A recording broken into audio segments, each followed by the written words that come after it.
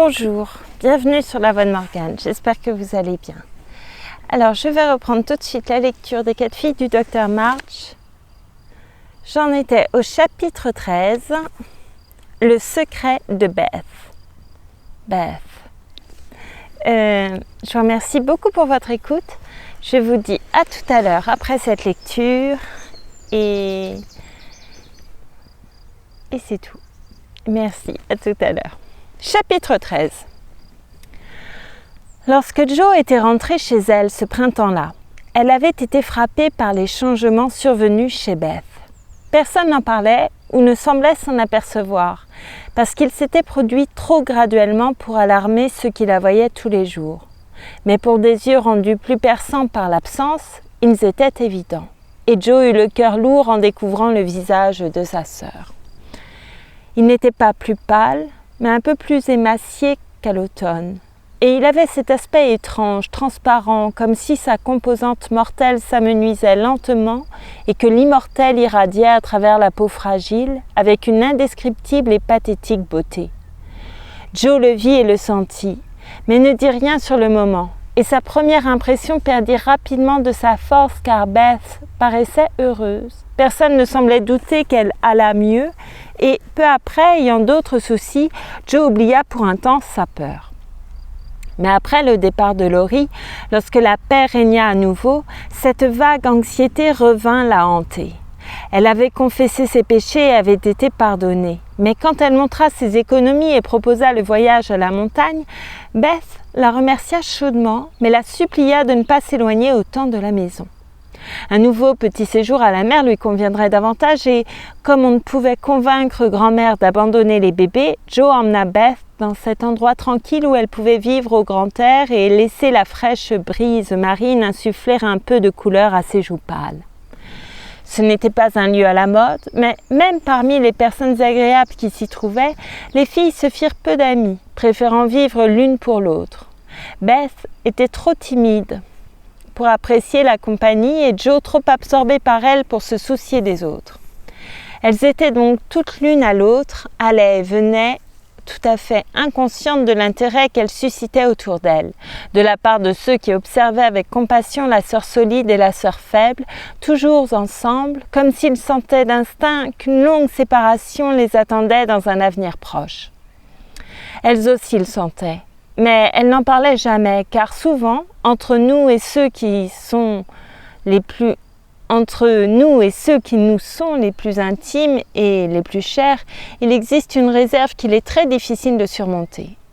Jo avait l'impression qu'un voile était tombé entre son cœur et celui de Beth, mais lorsqu'elle tendit la main pour le soulever, elle parut découvrir quelque chose de sacré dans ce silence et elle attendit que Beth parle.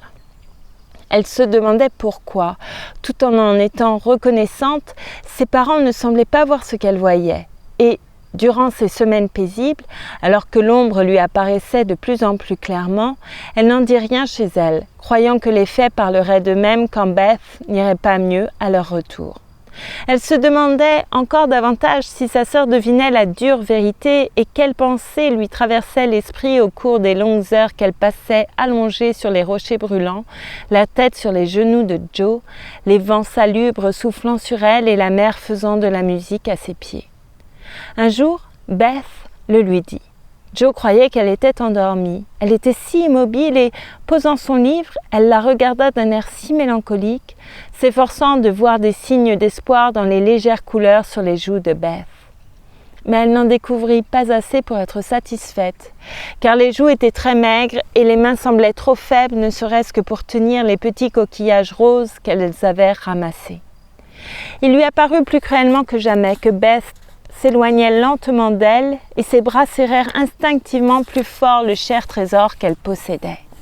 Un instant, ses yeux furent trop brouillés pour y voir, et lorsque la buée se dissipa, Beth la regardait si tendrement qu'il était presque inutile qu'elle déclare « Jo, ma chérie, je suis contente que tu saches. J'ai essayé de te le dire, mais je n'ai pas pu. » Il n'y eut d'autre réponse que la joue de sa sœur contre la sienne. Pas même de larmes, car lorsqu'elle était profondément troublée, Jo ne pleurait pas. C'était elle la plus faible à ce moment-là, et Beth tenta de la réconforter et de la soutenir en l'enlaçant et en murmurant des mots apaisants à son oreille. « Je le sais depuis un bon moment, ma chérie, et maintenant j'y suis habituée. Ce n'est pas difficile d'y songer ou de le supporter. Essaie de le voir ainsi et ne t'inquiète pas pour moi, c'est le mieux, vraiment. » « C'est ce qui te rendait si malheureuse à l'automne, Beth ? Tu ne l'as pas senti à ce moment-là et gardé pour toi si longtemps, n'est-ce pas ? Demanda Joe, refusant de voir ou de dire que c'était ce qu'il y avait de mieux, mais contente de savoir que Laurie n'avait rien à voir avec les soucis de Beth. Si, j'avais alors abandonné tout espoir, mais je ne voulais pas l'admettre. J'ai essayé de croire que c'était mon imagination morbide et je ne voulais inquiéter personne. Mais quand je vous voyais tous en si bonne santé, forts et pleins de réjouissants projets, il était dur de sentir que je ne serais jamais comme vous. Et alors j'étais malheureuse, Joe. « Oh Beth, et tu ne m'as rien dit? Tu ne m'as pas laissé te réconforter et t'aider? Comment as-tu pu me tenir à l'écart et l'endurer seule ?» La voix de Joe était pleine de tendres reproches et son cœur était douloureux à la pensée du combat solitaire que Beth avait dû livrer en apprenant à dire adieu à la santé, à l'amour et à la vie et en portant sa croix si allègrement. J'ai peut-être eu tort, mais j'ai essayé de bien faire. Je n'étais pas sûre, personne ne disait rien et j'espérais me tromper. Il aurait été égoïste de tous vous effrayer alors que Marmee s'inquiétait tant pour Meg et qu'Amy était au loin et toi si heureuse avec Laurie. Du moins, c'est ce que je pensais à ce moment-là. Je croyais que tu l'aimais, Beth. Et je suis partie parce que moi, je ne pouvais pas, s'écria Joe, contente de pouvoir révéler toute la vérité. Beth eut l'air si stupéfiée par cette idée que Joe sourit malgré sa peine et ajouta doucement. « Alors ce n'était pas le cas, ma chérie ? Je le craignais et j'imaginais ton pauvre petit cœur plein d'alanguissement, d'amour pendant tout ce temps. »« Enfin, Joe, comment aurais-je pu alors qu'il t'aimait tant ?»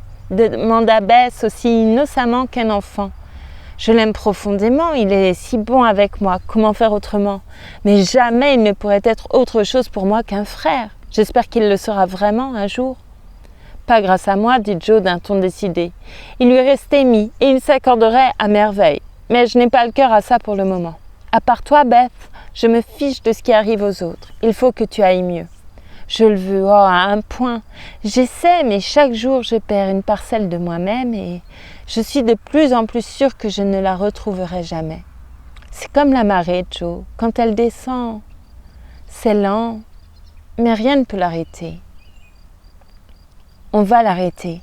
Ta marée ne doit pas descendre si vite. 19 ans, c'est trop jeune. Beth, je ne peux pas te laisser partir. Je voudrais, je prierai, je me battrai contre ça. Je te garderai envers et contre tout. Il doit y avoir une façon, il ne peut pas être trop tard. Dieu ne va pas être assez cruel pour t'arracher à moi, s'écria Joe, rebelle, car elle était beaucoup moins pieusement soumise que Beth.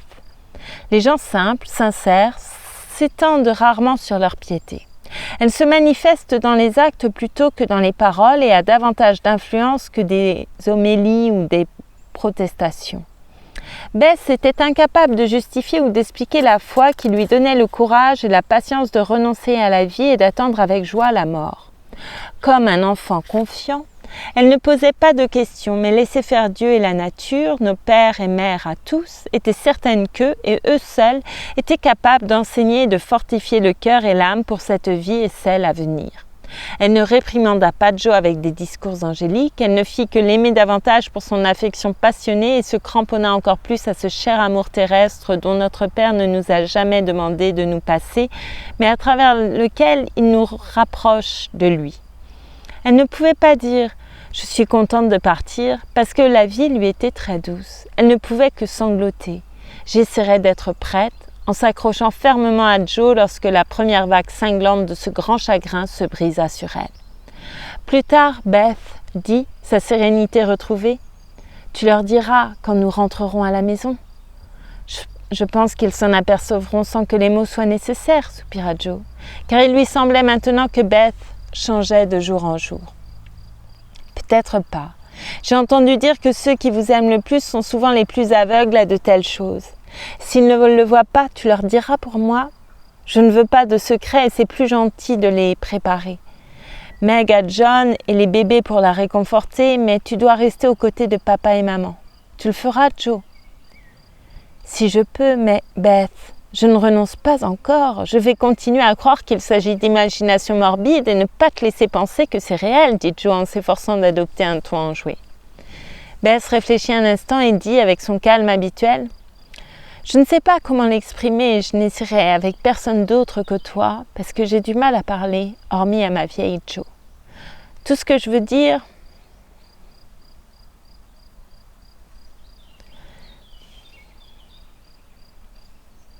c'est que j'ai le sentiment qu'il n'a jamais été prévu que je vive longtemps. Je ne suis pas comme vous. Je n'ai jamais fait de projet sur ce que je ferai quand je serai adulte. Je n'ai jamais songé à me marier, comme vous toutes.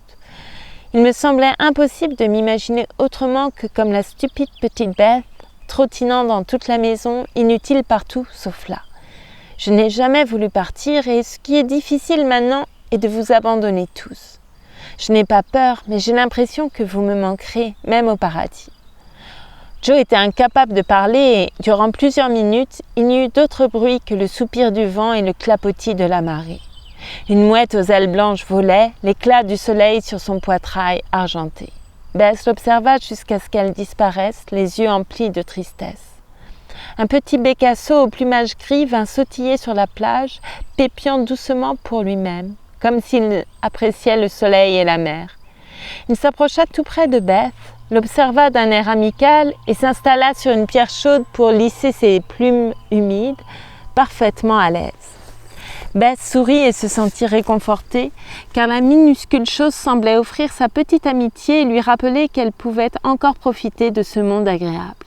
« Cher petit oiseau, regarde Joe comme il est apprivoisé. Je préfère les bécasseaux aux mouettes. Ils sont moins sauvages et beaux, mais ils ont l'air de petites choses heureuses et confiantes.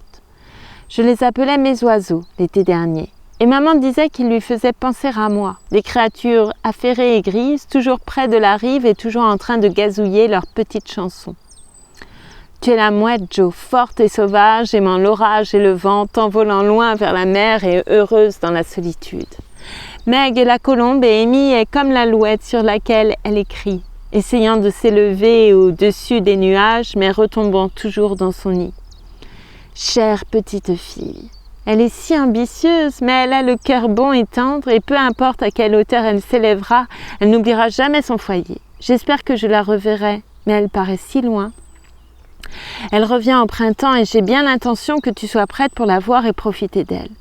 D'ici là, je vais faire en sorte que tu ailles bien et que tu aies le teint rose, commença Joe, ayant le sentiment que de tous les changements survenus chez Beth, qu'elle parle, était le plus grand. Car cela ne semblait plus lui coûter aucun effort et sa façon de réfléchir à voix haute ne ressemblait pas du tout à la timide Beth. « Joe, ma chérie, cesse d'espérer. Ça n'amènera rien de bon, j'en suis sûre. Ne soyons pas malheureuses, mais profitons d'être ensemble en attendant. Nous vivrons des moments de bonheur parce que je ne souffre pas tellement et je pense que la marée descendra sans encombre, si tu m'aides. » Joe se pencha pour embrasser le visage paisible et par ce baiser silencieux, elle se consacra corps et âme à Beth. Elle avait raison. Toute parole fut inutile lorsqu'elles rentrèrent, car son père et sa mère virent clairement, enfin, ce pourquoi ils avaient prié afin qu'on leur fît grâce de cette vision. Fatiguée par le bref voyage, Beth alla directement au lit en disant combien elle était heureuse d'être à la maison. Et lorsque Joe descendit, elle s'aperçut que la lourde tâche de révéler le secret de Beth lui serait épargnée. Son père avait le front appuyé au manteau,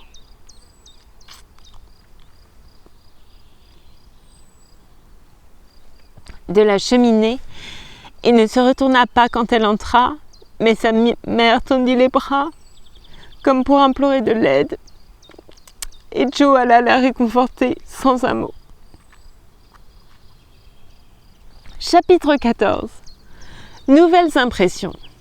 À 3h de l'après-midi, toute la société en vue de Nice était visible sur la promenade des Anglais. Un endroit charmant, car la large allée bordée de palmiers, de fleurs et d'arbustes tropicaux est longée d'un côté par la mer et de l'autre par la grande rue, le long de laquelle s'alignent hôtels et villas, et au-delà, orangeraies et collines. De nombreuses nations sont représentées, de nombreuses langues sont parlées, de nombreuses tenues sont portées et les jours ensoleillés, le spectacle est aussi joyeux et éclatant qu'un carnaval.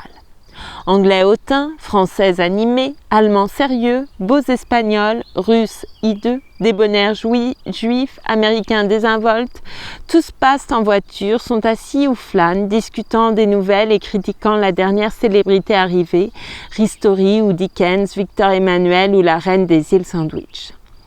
Les équipages sont aussi divers que ce petit monde et attirent autant l'attention, en particulier les cabriolets à la caisse basse que les dames conduisent elles-mêmes, tirés par 2 poneys fringants portant des émouchettes aux couleurs gaies pour empêcher que de grands mouvements impatients ne fassent chavirer les minuscules véhicules et leurs petits valets perchés à l'arrière. Sur cette promenade, le jour de Noël, un grand jeune homme marchait lentement, les mains derrière le dos, affichant une expression quelque peu absente. Il ressemblait à un Italien, était habillé comme un Anglais et avait l'air indépendant d'un Américain. Une combinaison qui déclenchait les regards approbateurs de diverses femmes et les haussements d'épaules de divers dandys en costume de velours noir, cravate rose, gants chamois et fleurs d'oranger à la boutonnière, avant qu'il n'en vît ses centimètres. Il y avait de nombreux jolis visages à admirer, mais le jeune homme les regardait à peine, ne jetant qu'un coup d'œil de temps à autre à une jeune fille blonde ou une dame en bleu. Peu après, il quitta la promenade et resta un moment à l'intersection comme s'il hésitait entre aller écouter l'orchestre au jardin public ou flâner le long de la plage en direction de la colline du château. Le trot rapide de poney lui fit lever les yeux lorsque l'une des petites calèches, n'abritant qu'une seule femme, descendit la rue à vive allure. La dame était jeune, blonde et vêtue de bleu. Il la fixa un instant, puis tout son visage s'éveilla et, agitant son chapeau comme un petit garçon, il se précipita à sa rencontre. « Oh Laurie, c'est vraiment toi? Je pensais que tu ne viendrais jamais !» s'écria Amy en lâchant les rênes et en tendant les bras sous le regard scandalisé d'une maman française qui fit se hâter sa fille de craindre qu'elle ne soit corrompue par la vision des manières libres de ces fous d'anglais. « J'ai été retenue en chemin, mais j'avais promis de passer Noël avec toi, alors me voilà. Comment va ton grand-père? Quand es-tu arrivé? Où séjournes-tu? » Très bien. Hier soir, au Chauvin. Je suis passée à votre hôtel, mais vous étiez tous sortis. Mon Dieu, j'ai tant de choses à raconter, je ne sais pas par où commencer. Monte, on pourra discuter confortablement. J'allais faire une promenade et je rêvais d'avoir de la compagnie. Flo se réserve pour ce soir. Il y a quoi? Un bal?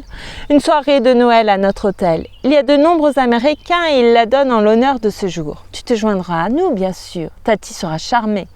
Merci. « On va où maintenant ?» demanda Laurie en s'adossant au siège et en croisant les bras, un geste qui plut à Amy qui préférait conduire. Car son fouet ombrelle et ses rênes bleues sur le dos des poneys blancs lui procuraient une infinie satisfaction.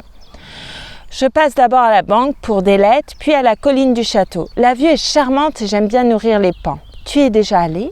Tu y es déjà allé ?»« Souvent, il y a des années, mais ça ne me dérange pas d'aller voir. » Maintenant, parle-moi de toi. La dernière fois que j'ai eu des nouvelles, ton grand-père écrivait qu'il attendait ton retour de Berlin. Oui, j'ai passé un mois là-bas et je l'ai rejoint à Paris où il s'est installé pour l'hiver. Il y a des amis et trouve largement de quoi se distraire. Alors je vais et viens et on s'entend merveilleusement bien. C'est un arrangement accommodant, dit Amy, qui songeait que quelque chose lui échappait dans les manières de Laurie sans savoir pourquoi. Eh bien, tu vois, il déteste voyager et je déteste rester tranquille. Alors on fait chacun à notre guise et il n'y a pas de problème. Je suis souvent avec lui et il aime mes aventures et je suis ravie de savoir que quelqu'un est content de me voir quand je reviens de mes équipées. C'est un coin franchement sale, n'est-ce pas ? Ajouta-t-il en reniflant d'un air dégoûté tandis qu'il longeait le boulevard vers la place Napoléon dans la vieille ville. La saleté est pittoresque, alors ça ne me dérange pas. La rivière et les collines sont exquises et j'adore apercevoir ces rues transversales étroites.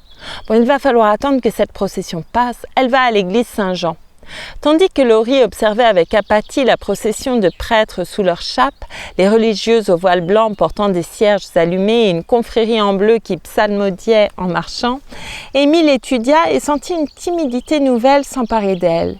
Car il avait changé et elle ne reconnaissait pas le gamin au visage gai qu'elle avait laissé dans cet homme à l'air sombre à côté d'elle. Il était plus beau que jamais et s'était considérablement amélioré, songea-t-elle. Mais, maintenant que la bouffée de plaisir de l'avoir retrouvé s'était dissipée, Il avait l'air triste et sans entrain, ni malade, ni exactement malheureux, mais plus vieux et plus grave qu'il aurait dû l'être après 1 an ou 2 de vie féconde. Elle n'arrivait pas à comprendre et ne s'aventura pas à poser de questions. Alors elle secoua la tête et fit repartir ses poneys lorsque la procession tourna pour traverser les arches du pont du Paillon et disparaître dans l'église. « Que pensez-vous » dit-elle, exhibant son français qui avait progressé en quantité sinon en qualité depuis qu'elle était à l'étranger. « Que mademoiselle a fait bon usage de son temps et le résultat est charmant » répondit Laurie en s'inclinant, la main sur le cœur d'un air admiratif. Elle rougit de plaisir, mais d'une certaine façon, le compliment ne la satisfit pas autant que les louanges sans détour qu'il lui prodiguait chez eux, lorsqu'il tournait autour d'elle les jours de fête et lui disait qu'elle était tout à fait guillerette, avec un sourire chaleureux, en lui tapotant la tête d'un air approbateur. Elle n'aimait pas ce nouveau ton, car, sans être blasée, il semblait indifférent malgré les apparences. S'il doit être ce genre d'adulte, j'aurais préféré qu'il reste gamin, songea-t-elle avec un curieux sentiment de déception et de malaise, tout en essayant de paraître parfaitement à l'aise et gaie. À la vie d'or, elle récupéra les précieuses lettres de son foyer et, tendant les rênes à Laurie, elle les lut voluptueusement tandis qu'il remontait la route ombragée entre des haies verdoyantes où des rosetés s'épanouissaient aussi fraîches qu'en juin. « Beth est très malade, dit maman. Je me dis souvent que je devrais rentrer à la maison, mais ils me disent tous de rester. Alors c'est ce que je fais, parce que je n'aurai plus jamais une occasion comme celle-ci, dit Amy, l'air sérieux en regardant la page. Je crois que tu as raison. Tu ne pourrais rien faire chez toi et c'est un grand réconfort pour eux de savoir que tu vas bien, que tu es heureuse et que tu t'amuses, ma petite chérie. Il s'approcha légèrement et ressembla un peu plus à ce qu'il était autrefois en prononçant ces paroles. Et la peur qui parfois pesait sur Amy s'allégea. Car le regard, le geste, le fraternel « ma petite chérie » semblaient lui garantir que si un malheur survenait, elle ne se retrouverait pas seule dans un pays étranger. Peu après, elle rit et lui montra un petit dessin de Joe dans sa tenue d'écrivain, le nœud exubérant dressé sur son bonnet, les mots suivants sortant de sa bouche « Le génie s'embrase ». Laurie sourit, le prit, le mit dans la poche de sa veste pour empêcher qu'il ne s'envole et écouta avec intérêt la lettre pleine de vie qu'elle lui lisait. Ça va être un Noël vraiment joyeux pour moi. Des cadeaux ce matin, toi et les lettres cet après-midi et une fête ce soir, déclara Amy, alors qu'ils s'arrêtaient au milieu des ruines du vieux fort et qu'une volée de splendides pans s'attroupait autour d'eux, attendant docilement d'être nourris. Tandis qu'Amy riait, debout sur la banquette, dispersant des miels de pain pour les oiseaux aux couleurs éclatantes, Laurie l'observa comme elle-même l'avait fait plus tôt, avec une curiosité toute naturelle pour les changements que le temps et l'absence avaient apportés. Il ne découvrit rien qui le rendit perplexe ou le déçut, et quantité de choses à admirer et approuver. Car, si l'on fermait les yeux sur quelques légères préciosités dans sa façon de parler et ses manières, elle était toujours aussi vive et gracieuse, et il s'y ajoutait ce petit quelque chose d'indescriptible dans sa toilette et son maintien que l'on nomme l'élégance. Toujours mature pour son âge, son port et sa conversation avaient acquis un certain aplomb qui la faisait davantage ressembler à une femme du monde qu'elle ne l'était, mais son ancienne exubérance transparaissait de temps à autre, sa volonté de faire était encore présente et sa franchise naturelle n'avait pas été gâchée par le vernis étranger. Laurie ne déchiffra pas tout ça en l'observant nourrir les paons, mais ce qu'il vit suffit à le satisfaire et à éveiller sa curiosité. Et il emporta la jolie petite image d'une jeune fille au visage radieux qui se tenait au soleil, ce qui faisait ressortir la teinte douce de sa robe, les couleurs fraîches de ses joues, l'éclat doré de sa chevelure et faisait d'elle le personnage central de cet agréable spectacle. En arrivant sur le plateau pierreux au sommet de la colline, Amy agita la main comme si elle l'accueillait dans son repère favori et dit en pointant le doigt çà et là « Tu te souviens de la cathédrale et du Corso, des pêcheurs qui draguent leurs filets dans la baie et de la jolie route qui mène à Villefranche-sur-Mer et de la tour de Schubert, juste en dessous, et surtout de la petite tache au loin sur la mer dont il paraît que c'est la Corse ?»« Je m'en souviens. Ça n'a pas beaucoup changé, » répondit-il sans enthousiasme. Ce que Joe donnerait pour apercevoir cette petite tache, dit Amy, de bonne humeur et impatiente qu'il le soit aussi. Oui, se contenta-t-il de répondre, mais il se détourna et plissa les yeux pour distinguer l'île qu'un usurpateur encore plus important que Napoléon rendait maintenant intéressante à ses yeux. Regarde bien pour elle et viens me raconter ce que tu as fait pendant tout ce temps, dit Amy en s'asseyant prête pour une bonne discussion. Mais elle ne l'obtint jamais. Car bien qu'il l'eût rejointe et répondit librement à toutes ses questions, elle apprit seulement qu'il avait vagabondé sur tout le continent et était allé en Grèce. Donc après avoir traîné 1 heure, ils rentrèrent et après avoir présenté ses hommages à Madame Carroll, Laurie les quitta en promettant de revenir le soir. Il faut noter qu'Amy se pomponna délibérément ce soir-là. Le temps et l'absence avaient fait leur œuvre sur les 2 jeunes gens. Elle avait vu son vieil ami sous un nouveau jour, non plus notre petit garçon, mais un bel homme agréable, et elle était consciente de son désir tout naturel de trouver grâce à ses yeux. Amy connaissait ses points forts et en tira le meilleur parti avec le goût et l'habileté qui font la fortune des femmes pauvres et jolies. La tarlatane et le tulle étaient bon marché à Nice, elle s'en enveloppait donc pour de telles occasions et, suivant la mode anglaise des robes simples pour les jeunes filles, elle revêtait de charmantes petites toilettes ornées de fleurs fraîches, de quelques colifichets et de toutes sortes de délicates petites choses à la fois peu onéreuses et efficaces. Il faut avouer que l'artiste prenait parfois possession de la femme et se délectait de coiffures antiques, de poses sculpturales et de drapés gréco-romains. Mais, mon Dieu, nous avons tous nos petites faiblesses, et il nous est facile de les pardonner aux jeunes, dont la beauté réjouit notre regard et dont les petites futilités ingénues emplissent nos cœurs de joie. Je veux qu'il voie que j'ai belle allure et qu'il le répète à la maison, se dit Amy en enfilant la vieille robe de bal en soie blanche de flot et la recouvrant d'un nuage de tulle illusion tout neuf, d'où ses épaules blanches et ses cheveux blonds émergeaient avec un effet des plus artistiques. Elle avait l'intention de laisser ses cheveux tranquilles après avoir rassemblé les épaisses ondulations et boucles en un chignon à la hébé à l'arrière de sa tête. Ce n'est pas à la mode, mais c'est essayant. Et je ne peux pas me permettre d'être à faire peur, avait-elle l'habitude de dire lorsqu'on lui conseillait de friser, faire bouffer ou natter ses cheveux comme l'exigeaient les dernières tendances. Ne possédant aucun ornement assez beau pour cette importante occasion, Amy ceignit ses jupons floconneux de bouquets d'azalées roses et entoura ses épaules blanches de délicates plantes grimpantes vertes. Se rappelant les bottines peintes, elle examina ses chaussons de satin blanc avec une satisfaction de petite fille et fit des pas chassés dans la pièce, admirant toute seule ses pieds aristocratiques. Mon nouvel éventail est parfaitement assorti à mes fleurs. Mes gants me vont à merveille et la véritable dentelle des mouchoirs de Tati donne de l'allure à toute ma tenue.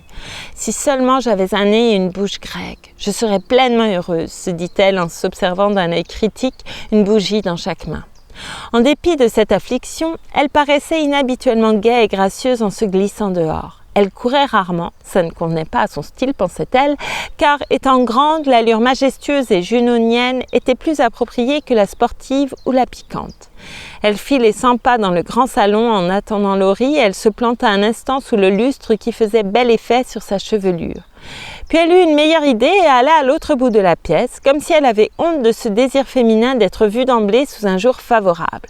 Il se trouva qu'elle n'aurait pu faire mieux, car Laurie arriva si doucement qu'elle ne l'entendit pas et, tandis qu'elle se tenait devant la fenêtre du fond, la tête à moitié tournée et une main relevant sa robe, sa mince silhouette blanche contre le rideau rouge était aussi frappante qu'une statue parfaitement à sa place. « Bonsoir Diane, dit Laurie, avec l'air satisfait qu'elle aimait lui voir lorsqu'il la regardait. « Bonsoir Apollon, répondit-elle en lui rendant son sourire, car lui aussi semblait inhabituellement débonnaire, et à l'idée d'entrer dans la salle de bal au bras d'un homme si bien de sa personne, émit de tout cœur pitié des 4 quelconques demoiselles Davis. « Voilà tes fleurs, je les ai arrangées moi-même en me souvenant que tu n'aimais pas ce qu'Anna appelait un bouquet tout fait, dit Laurie en lui tendant un délicat petit bouquet dans un cornet qu'elle convoitait depuis longtemps en passant chaque jour devant la vitrine de Cardiglia. « Que tu es gentille !» s'exclama-t-elle avec reconnaissance. « Si j'avais su que tu venais, j'aurais eu quelque chose de prêt pour toi aujourd'hui. Mais pas aussi joli que ça, j'en ai bien peur. »« Merci. Ce n'est pas ce que j'avais en tête, mais tu l'embellis, ajouta-t-il en refermant d'un claquement le bracelet en argent autour de son poignet. S'il te plaît, non. Je pensais que tu aimerais ce genre de choses. Pas venant de toi. Ça ne semble pas naturel et je préfère ton ancienne brusquerie. J'en suis ravie, répondit-il l'air soulagé. Puis il lui boutonna ses gants et lui demanda si sa cravate était droite, exactement comme il le faisait lorsqu'ils se rendaient ensemble à des fêtes en Amérique. Le groupe rassemblé dans la longue salle à manger ce soir-là était de ceux que l'on ne voit que sur le continent. Les hôtes américains avaient invité toutes leurs connaissances niçoises et, n'ayant aucun préjugé contre les titres, s'étaient assurés de la présence de quelques-uns pour ajouter du lustre à leur bal de Noël. Un prince russe condescendit à s'asseoir dans un coin pendant 1 heure et à discuter avec une énorme femme vêtue comme la mère d'Hamlet, en velours noir, avec une bride en perles sous le menton. Un comte polonais âgé de 18 ans se dévouait aux dames qui le qualifiaient de chou fascinant, et un sérénissime quelque chose allemand qui n'était venu que pour le souper errait vaguement dans la pièce à la recherche de quelque chose à dévorer.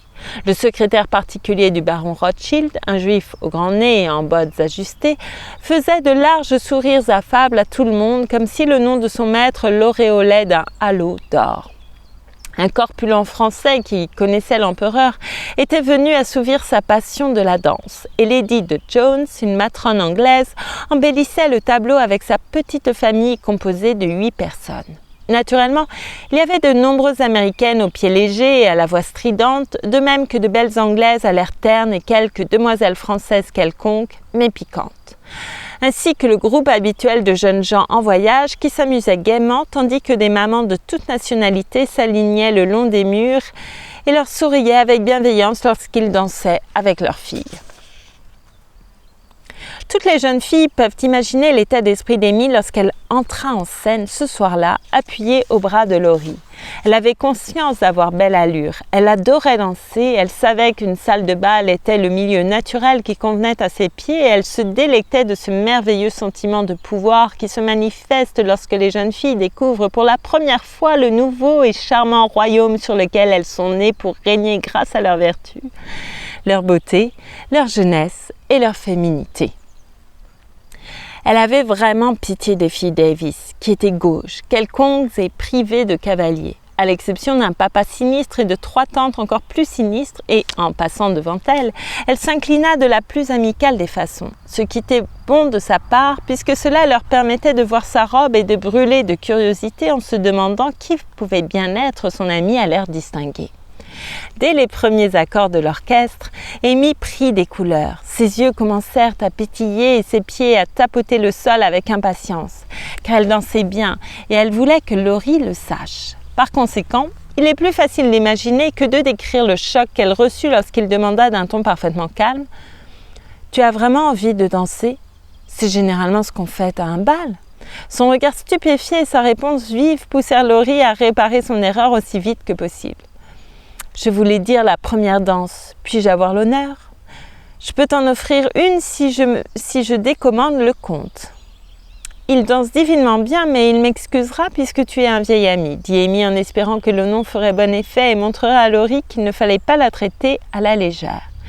Mais elle dut cependant se contenter d'un joli petit garçon, mais pas assez de poil au nez pour supporter les pas d'une fille des dieux divinement grande et divinement belle. Il se retrouve poème d'Alfred Tennyson, A Dream of Fair Women.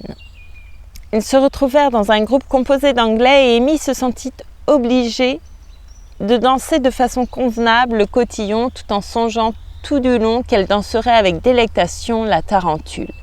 Laurie la céda au joli petit garçon et alla faire son devoir envers Flou, sans s'assurer de réserver Amy pour les réjouissances à venir, un manque de prévoyance répréhensible qui fut puni comme il se doit, puisque immédiatement elle s'engagea jusqu'au souper avec l'intention de se laisser fléchir s'il montrait le moindre signe de remords. Elle exhiba son carnet de bal avec une modeste satisfaction lorsqu'il s'avança d'un pas nonchalant au lieu de se précipiter pour lui demander la suivante, une glorieuse polka Redowa.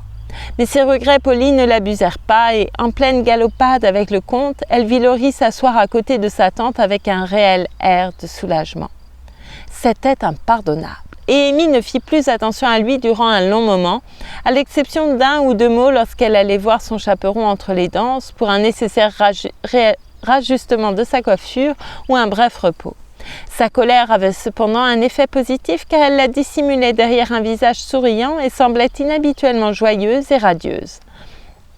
Laurie la suivait des yeux avec plaisir car jamais elle n'était agitée ou nonchalante, mais elle se mouvait avec entrain et grâce, faisant de la danse le divertissement plaisant qu'elle était censée être. Il se mit tout naturellement à l'étudier de ce nouveau point de vue et, avant la moitié de la soirée, il décida que la petite Amy allait devenir une femme très charmante. Le spectacle était animé, car rapidement l'esprit de cette période de fête s'empara de chacun et la gaieté de Noël se traduisit par des visages rayonnants, des cœurs heureux et des talons légers. Les musiciens semblaient prendre plaisir à jouer du violon, souffler leurs notes ou frapper leurs percussions. Tous ceux qui pouvaient danser, dansaient, et ceux qui ne pouvaient pas admiraient leurs voisins avec une chaleur singulière. Les Davis apportaient une atmosphère sinistre et les nombreux Jones gambadaient comme un troupeau de jeunes girafes. Le secrétaire en or filait à travers la salle comme une météorite avec une fringante française qui recouvrait le sol de sa traîne de satin rose. Le sérénissime Teuton avait trouvé la table du souper et il était heureux, piochait régulièrement dans le menu et les ravages qu'il causait plongeaient les garçons dans le désarroi. Mais l'ami de l'empereur se couvrit de gloire car il dansa tout, qu'il connaisse ou non les pas, et se livrait à des pirouettes impromptues lorsque les figures le déroutaient. L'abandon puéril de cet homme corpulent était charmant à observer, car, bien qu'il portât du poids, il dansait comme une balle en caoutchouc. Il courait, volait, caracolait. Son visage était tout rouge, son crâne chauve luisait, les basques de sa veste s'agitaient furieusement, ses escarpins scintillaient bel et bien dans les airs et, quand la musique cessa, il essuya la sueur sur son front et fit un grand sourire à ses compagnons, comme un Pickwick français sans lunettes. Amy et son Polonais se distinguèrent par un égal enthousiasme, mais une agilité bien plus gracieuse. Et Laurie se retrouva involontairement à battre la mesure aux envolées et retomber en rythme des chaussons blancs lorsqu'il filait devant lui, aussi infatigables que s'ils étaient ailés. Lorsque le petit Vladimir l'abandonna enfin, l'assurant qu'il était désolé de partir si tôt, elle était prête à se reposer et à voir comment son lâche chevalier avait supporté sa punition. Elle avait été fructueuse, car, à 23 ans, les affections brisées trouvent un baume dans les mondanités amicales et les jeunes nerfs frissonnent, le jeune sang danse et le jeune moral en bonne santé remonte en présence de l'enchantement, de la beauté, de la lumière, de la musique et du mouvement. Laurie avait l'air parfaitement réveillée en se levant pour lui laisser son siège, et lorsqu'il se précipita pour lui apporter son souper, elle se dit avec un sourire satisfait « Ah, je savais bien que ça lui ferait du bien. » « Tu ressembles à l'étude de femme de Balzac, dit-il en l'éventant d'une main et en tenant sa tasse de café de l'autre. Mon rouge ne veut pas disparaître, dit Amy en frottant ses joues colorées avant de lui montrer son gant blanc avec une simplicité grave qui le fit éclater de rire. Comment appelles-tu cette chose demanda-t-il en touchant un pli de sa robe qui s'était envolé sur son genou. De l'illusion. Un nom bien choisi, c'est très joli. C'est nouveau, non ? C'est vieux comme le monde. Tu en as vu sur des dizaines de filles et tu n'as jamais trouvé que c'était joli jusqu'à maintenant. Stupide. Je n'en avais jamais vu sur toi, ce qui explique l'erreur, tu vois. Pas de ça, c'est interdit. Je prendrai plutôt du café que des compliments pour le moment. Non, ne t'affale pas comme ça me rend nerveuse. Laurie s'assit droit comme un piquet et s'empara humblement de son assiette vide, prenant un étrange plaisir à être aux ordres de la petite Amy, car elle avait maintenant perdu sa timidité et éprouvait une irrésistible envie de le piétiner, ce que les filles font avec délice lorsque les seigneurs de la création montrent le moindre signe de soumission. « Où as-tu appris ce genre de choses ?» demanda-t-il d'un air interrogateur. « Étant donné que ce genre de choses est une expression plutôt vague, voudrais-tu gentiment m'expliquer ?» rétorqua Amy, sachant parfaitement de quoi il voulait parler, mais le laissant malicieusement décrire l'indescriptible. Eh bien, l'allure générale, le style, la maîtrise de soi, l'illusion, tu sais, rit Laurie en panne de mots et se tirant de son embarras avec celui qu'il venait d'apprendre. Cela fit plaisir à Amy, mais naturellement elle ne le montra pas et répondit d'un ton modeste. La vie à l'étranger apporte du raffinement malgré soi. J'étudie autant que je m'amuse. Et quant à ça, avec un petit geste vers sa robe, eh bien, le tulle est bon marché, les petits bouquets ne coûtent rien et j'ai l'habitude de tirer le meilleur parti de mes pauvres petites affaires. Amy regretta assez sa dernière phrase, craignant qu'elle ne fût pas de bon goût, mais elle plut d'autant plus à Laurie et il se surprit à admirer et respecter dans le même temps la courageuse patience qui profite de chaque occasion et l'esprit enjoué qui recouvre la pauvreté de fleurs. Amy ne savait pas pourquoi il la regardait si gentiment, ni pourquoi il remplit son carnet de balles de son nom et se consacra à elle tout le reste de la soirée, de la plus exquise des façons. Mais l'élan qui avait provoqué cet agréable changement était le résultat d'une des nouvelles impressions que chacun d'eux, inconsciemment, donnait et ressentait.